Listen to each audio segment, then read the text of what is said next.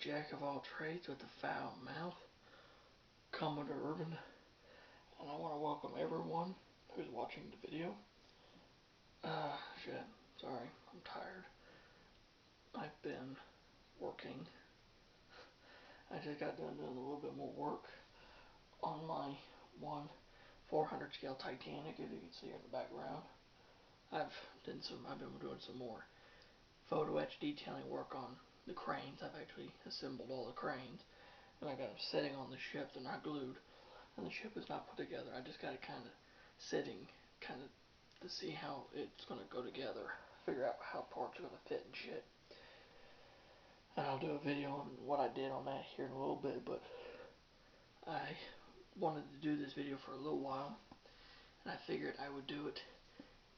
You know, I wanted to. Sorry. If you guys are big Titanic fanatics, then you guys would know the name of Clive Cussler. He was an author, and he wrote 2 books, pertaining with the Titanic. The first, of course, is, Raise the Titanic, and the second one, which was a new one with that he wrote, co-authored with Jack Burrell, The Titanic Secret. Of course, as we all know, in February, he sadly passed away. But I wanted to do a tribute video, but I didn't know how to do it. And then I started reading one of his books from the Dirk Pitts Adventure series. I figured, as a tribute to Clive Cussler, I want to do this for you guys. I'm going to do a review on this book, and my friend KaneFan701 will probably really like this. But I have just got done reading it this morning. Actually, it was this afternoon, actually. But I want to review the book, Raise the Titanic, Dirk Pitts' Greatest Adventure, by Clive Cussler.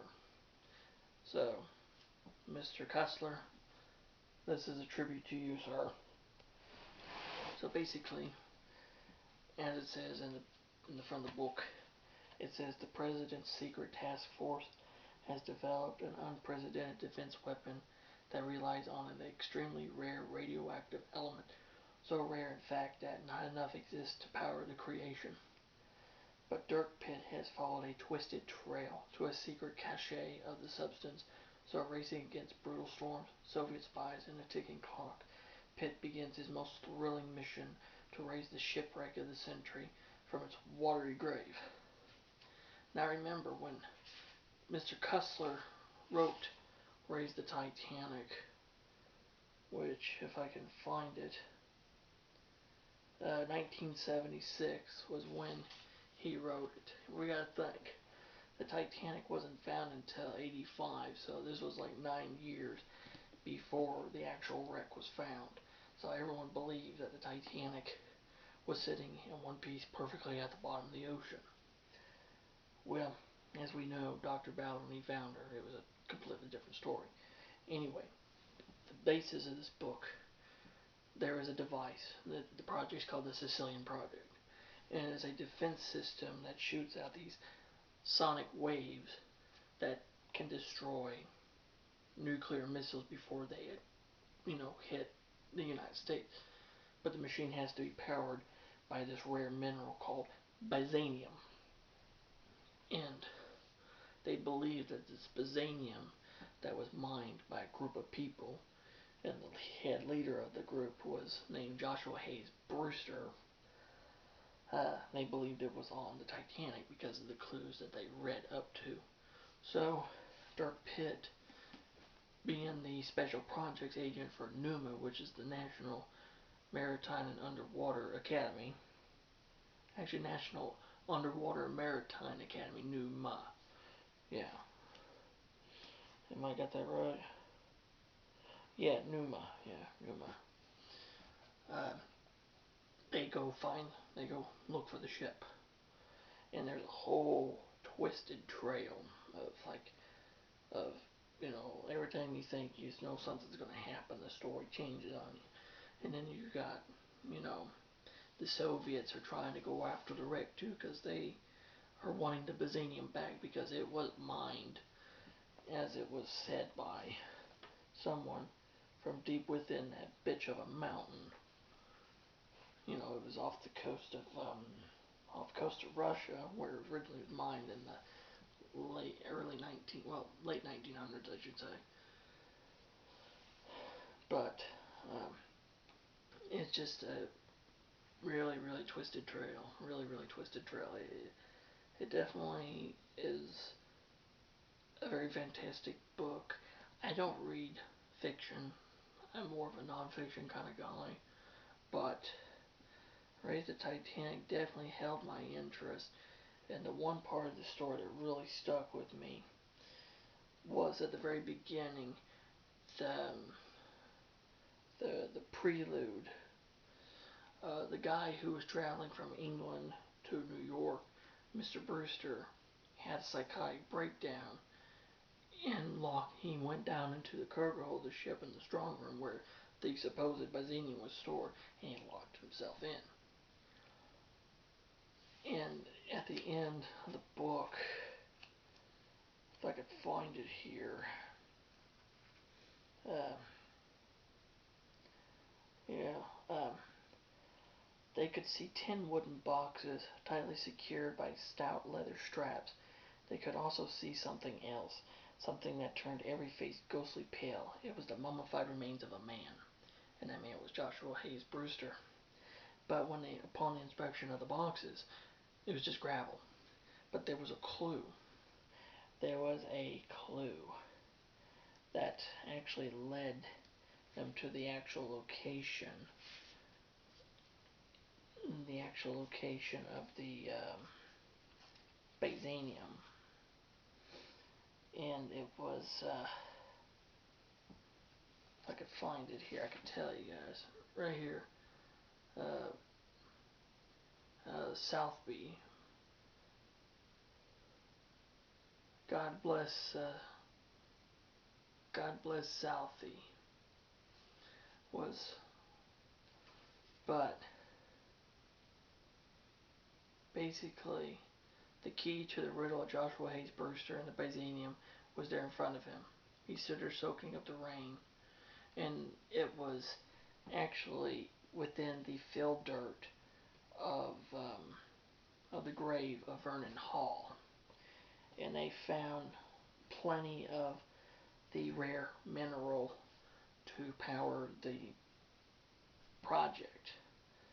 And so, this book, there's a lot of twists and a lot of turns, and there's a lot of stuff going on, and there's cursing in the book too, a lot of cursing, a lot of fucking cursing, which I was surprised about. But then again, I'm not really. I've read several of other Clive Cussler's books. I've read several other Dirk Pitts books, including Sahara, which they made a movie of that, and I've watched it with Matthew McConaughey's Dirk Pitt, very good, and William H. Macy as Admiral Sandecker, the leader of Numa. And yes, there is a book. There is a book, not a book, but a movie based on the book, Raise the Titanic. And no, I have not watched it. I have not watched it at all. I should watch it. I should try to find it. I should watch it. I should do a comparison of the book to the movie. That'd be an interesting one. But overall, what are my thoughts about Clive's Raise the Titanic? It's very imaginative. It's very thrilling. And it's definitely a book you're going to keep reading and reading and reading until you're done with it. But I want to warn you, it's a very lengthy book altogether with all the pages to read. It is 545 fucking pages long. It's a thick-ass book. And this is just a paperback version. Imagine if you had the hardback, the big hardback version. It'd probably be a little bit shorter because it'd be more per page. But here's an image of what the Titanic looked like when they found it. All the funnels were gone except for the rear funnel, which was broken off, and the two masts were still standing.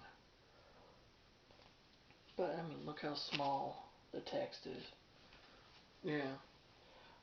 I showed this to my mother, and she was like, you would have to have a magnifying glass to see this shit. Yeah, not really. Not when you're like me, you just read through it. This took me about a week. A week exactly to read this.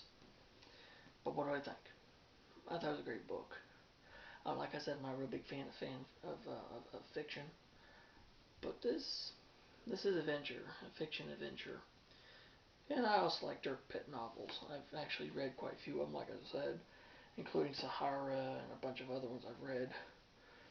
I could probably see here in the front here which ones I've read of his. Dirk Pitt Adventures. Trojan Odyssey I've read. Sahara, Dragon Treasure, Cyclops, Iceberg, Mediterranean Caper, Arctic Drift, Treasure of Khan. Yeah, I've read, I think I've read just about almost all of them, except maybe 2 or 3 of them. But yeah, this is a great book. Clive Cussler, like I said, this gentleman here, he was a very talented writer. He wrote many, many books, co-authored quite a few, and also authored a lot of his own.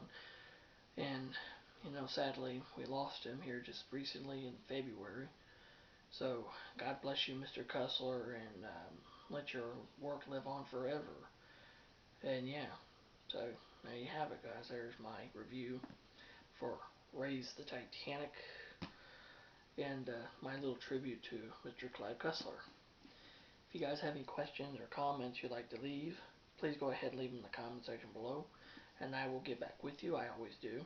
I try to. And if you're new to my channel, you like what I'm doing, if you like model builds, like what I'm doing here, you like history, you like book reviews, movie reviews, and any of that shit, you can hit the subscribe button and hit the bell, never miss a video, and become part of the Commoner's crew. So until next time, this is Commodore Urban, saying have smooth seas and clear skies. Happy sailing with you, and God bless. Until next time, bye-bye.